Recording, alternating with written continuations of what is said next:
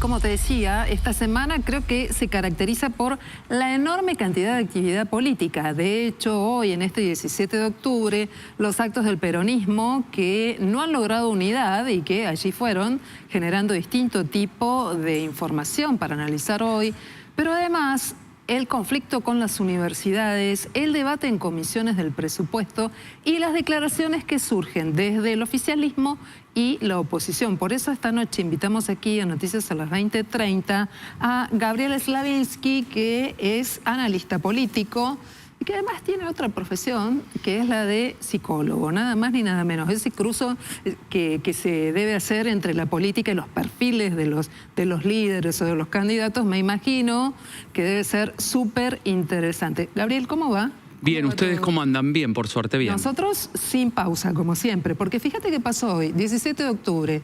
Decía el general Perón que el tiempo era algo así como un gran principio ordenador. Sin duda. ¿No? Dentro del PJ. Pero parece que este tiempo con el orden mucho no tiene que ver porque florecen distintas cuestiones. Cristina Kirchner estuvo en la Universidad de Avellaneda, Axel Kicillof en Berisso, reuniones en el Instituto Patria, la Federación de Vox con la Cámpora y el PJ de la ciudad, Moreno y hasta Victoria Villarroel se saca una foto en Madrid y hoy descubre allí un busto de Isabel Perón. ¿Qué le pasa al peronismo? ¿Qué le pasa a la política, no? Principalmente al peronismo, pero porque es una fuerza mayoritaria en Argentina que tiene la mayoría de los gobiernos en las últimas décadas, y lo que ha impactado es el fenómeno Milei, ¿no? Un outsider que se mete y hace un lío. Antes de hablar de Milei, hablemos del PJ, porque... Sin duda, lo que digo es, quiero ponerlo en contexto. Pero espera, ya vamos a tener tiempo para el presidente. Bien. Pero te voy a contar algo que me pasó una vez. Vale. Yo soy de los periodistas, junto con Leandro, que vamos mucho a los lugares a cubrir notas, a tener información real. Una tarde voy al Senado, se me rompe el zapato. Zapato en la mano, taco en la otra. Pido ayuda. Tengo miedo, ¿eh? Pido ayuda, llego a un lugar que es casi un desván donde están los muchachos de Maestranza. Abro la puerta y lo veo a Néstor Kirchner, al busto del presidente Néstor Kirchner, arrumbado en el cuartito de Maestranza con los muchachos que te ayudan para este tipo de cosas. ¿Cómo puede ser que un presidente como Kirchner, un líder, habían arrancado la estatua, dejaron el lugar vacío, lo habían puesto hasta que lo rescató su hermana senadora, apareció en el piso del peronismo?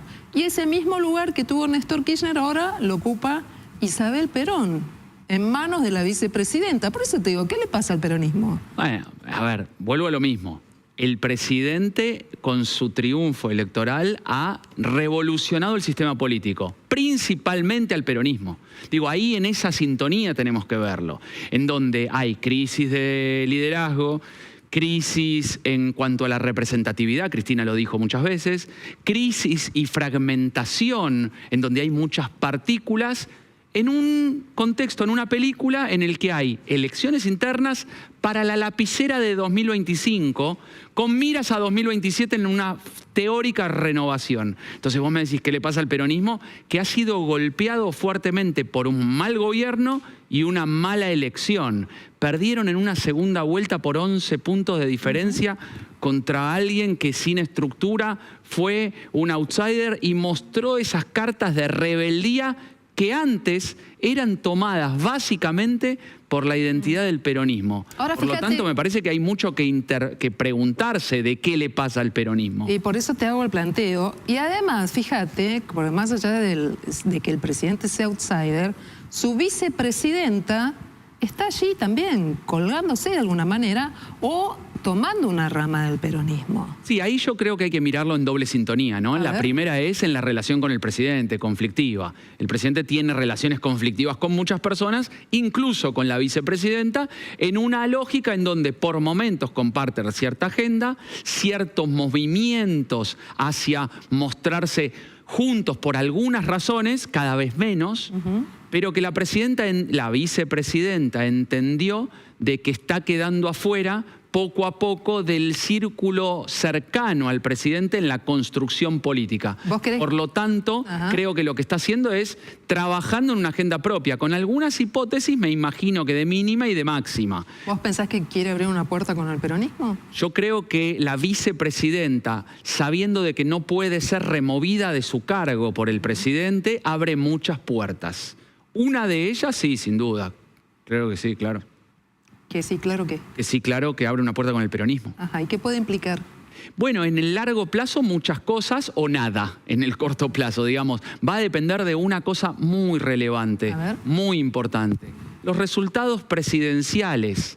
Todo el ecosistema de la política nacional va a depender mucho más de lo que los otros dirigentes quisieren, sobre todo los opositores, de cómo le vaya al presidente, principalmente en temas económicos, pero no solamente en eso. Es cómo va a estar la sociedad, y ahí voy a tomar algo que dijiste que me parece que es muy perspicaz, el tiempo. ¿Cuándo va a ser esa evaluación? No sé si va a ser en el 25, porque quizás se va a poner en juego si hay un apoyo, un balance positivo hacia el gobierno nacional o no. Quizá recién a principios del 26, cuando uno diga, bueno, ha pasado mucho tiempo, lo que estamos viviendo es positivo, es fruto de una herencia vieja recibida, o lo que estamos sintiendo tiene más que ver con la acción presidencial y de la Libertad Avanza como partido. ¿Por qué no surgen nuevos liderazgos en la política? Bueno, te voy a responder con una interpelación fuerte. Milei es un dirigente que llegó a la presidencia siendo un líder nuevo. Entonces digo, no surgen en cuanto a los espacios más tradicionales o que no pudieron consolidar y, mejor dicho, representar. Uno podría decir, yo hago esto en las clases y me sale bastante bien, voy a tratar de hacerlo rápido acá, pero si uno dice, bueno, ha surgido la figura de Milei, pero Milei no nos gusta por esto, porque es disruptivo, agresivo, por un montón de razones que la sociedad pone en primer plano muchas veces. ¿Cómo te gustaría que sea una persona nueva que surja en la política? Entonces, bueno, que sepa de política, que sea profesional, que tenga una buena profesión, reconocido en su área, que tenga entre 40 y 50 años, porque sea joven, pero que entienda de política y que no sea tan outsider, que venga de adentro. Entonces digo, ¿quién sería esa figura? Y vos tenés una figura, por ejemplo, la de Facundo Manes, que describiría el perfil, sin embargo, no pudo continuar o acceder. No por eso la pregunta es, ¿por qué no surge? Hay figuras, pero no surgen líderes. Bueno, lo que digo es... Y ese es el punto. Claro, es que muchas veces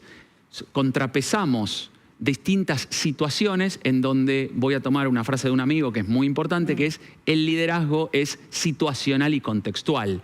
Es el liderazgo el que permite que se habiliten nuevos liderazgos, como permitió que surja Milei de acuerdo a los 7 errores para que se caiga un avión de la política nacional y sobre todo electoral. Digo, un gobierno fallido, configurado por Cristina Fernández de Kirchner 4 años antes de Alberto Fernández, en donde la realidad es que no pudieron avanzar en los cambios que quizá la sociedad le pedía, y luego una presidencia, como se dice, servida de Juntos por el Cambio, que en las peleas internas las dejó pasar. Entonces digo, en ese escenario de las dos coaliciones peleando, encontró un campo permeable, un outsider que yo diría se coló aprovechándose de la política y hoy es presidente. Gabriel, recién decías que mucho va a depender de los éxitos que tenga o no tenga Milei en el ámbito económico. Lo que estamos viendo es que está bajando la inflación, pero se prolonga la recesión, es decir, no hay una reactivación de la economía. ¿Cómo juega eso en el votante de Milei, en el que en el balotaje fue y lo votó? Que tal vez no es núcleo duro, pero sí le dio su apoyo. Yo déjame que te haga una película completa y un contexto sobre por qué lo votaron a Milei y si está cumpliendo o no. Yo lo que te diría es, primero, hay ciertas promesas del contrato electoral del presidente con su gente, digamos, con su núcleo duro, que están siendo cumplidas. Que se ocupe de la inflación. Después está el resultado, pero después de tanta desconexión, sobre todo en los últimos 4 años, pero también lo podría prolongar a 8 años, en donde partidos tradicionales o líderes tradicionales, presidente, vicepresidente, ministros, trataron de explicar la falta de resultados por razones, digo, paralelas, no directas. No, en realidad es porque, y era por otras cuestiones. Entonces, Milei en ese sentido logró cierta conexión de decir, miren, nosotros nos vamos a ocupar de lo importante, es la economía nada más. Y la inflación es para que me evalúen. Me voy a ocupar de eso, después que me vaya bien o mal es otra cosa. Me voy a ocupar de representar ciertos sectores que estaban siendo relegados. Me voy a ocupar del orden público. Voy a dejar de que el Estado se ponga en primer plano en tonterías y cosas absurdas en las que estaban en otros gobiernos. Eso es el discurso. Y creo que en esa lógica logró cierta conexión con su gente. Por eso digo, a pesar de la crisis y del ajuste, como se dice, ha conseguido no caer tanto en la opinión pública. Sí cae, pero no tanto como uno podría decir. Tener un 46% de valoración positiva después de este ajuste que el propio presidente dice es el más importante de la historia del mundo, es un hecho que para... Discúlpame un segundito, sí, que para los que siguen el tema es muy importante. Sin duda. Pero también hay una cuestión, vos decías ocuparse y después vemos si le va bien o mal. Que le vaya bien o mal no es lo mismo. No es lo mismo. Porque el contrato es ocupate de esto y que a la sociedad le vaya bien, ¿no? Pero vos fíjate que ¿Cómo repercute eso? Hay un punto clave que es, después a alguien le puede ir bien o mal, pero no hay nada peor que no tengas conexión con el votante. Pero el presente importa, Gabriel, porque ahí lo que vemos es el 52.9 de pobreza, ¿no? Claro, pero ahí podemos evaluar a quién le atribuye uno la responsabilidad de lo que sucede. Entonces lo que digo es... Los datos, vos de diciembre hasta acá tuviste más de un 10% de crecimiento, más allá de la herencia que fue tremenda.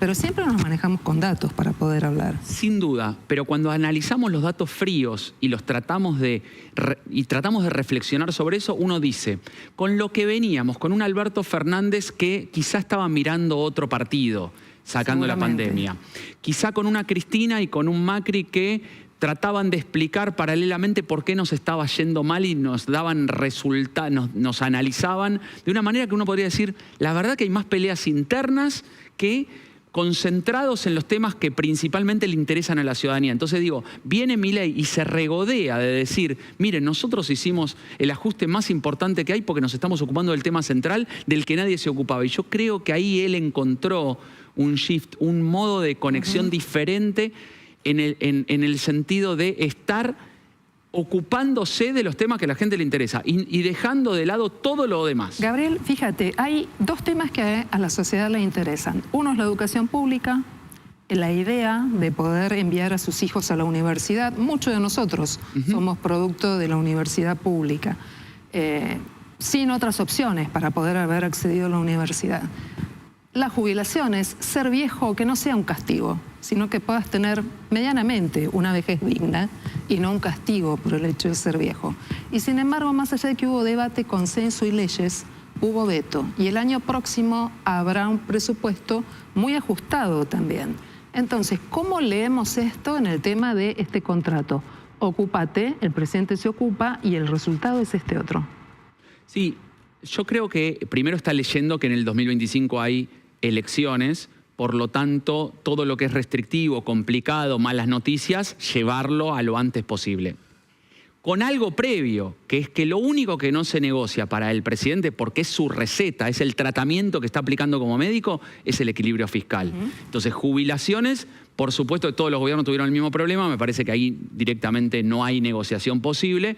Uno podría pensar en universidades, ¿por qué? Si en realidad no estaba en juego tanto el equilibrio fiscal y más del 60% de las personas estamos de acuerdo con que no se desfinancie la educación pública porque es el mecanismo por el cual podemos seguir avanzando y sobre todo hacer que más gente salga de la pobreza con una pobreza estructural tan amplia, tan grande en nuestro país. Entonces digo, ¿por qué el presidente? Y eso es la pregunta que gira alrededor. Unos dicen, bueno, en realidad es porque está atacando la política del radicalismo porque está metido ahí en la universidad, porque en realidad está poniendo en discusión en primer plano el tema de todo lo que sean kioscos, entonces en el próximo tiempo lo que va a hacer es denunciarlo, por un montón de razones que hoy todavía no están del todo claras, haciendo el análisis completo. Ahora, que va a pagar costos por ambas cosas, no tengas duda. Todos los gobiernos pagan costos. Este gobierno, con el tema universitario, sabiendo que viene una confrontación de largo tiempo, me parece que también. Gabriel Slavinsky es analista político, consultor político, psicólogo. Hay tantos temas que tengo pendientes todavía, pero los voy a dejar para una próxima vez. Por favor. Esta noche te agradezco mucho que hayas estado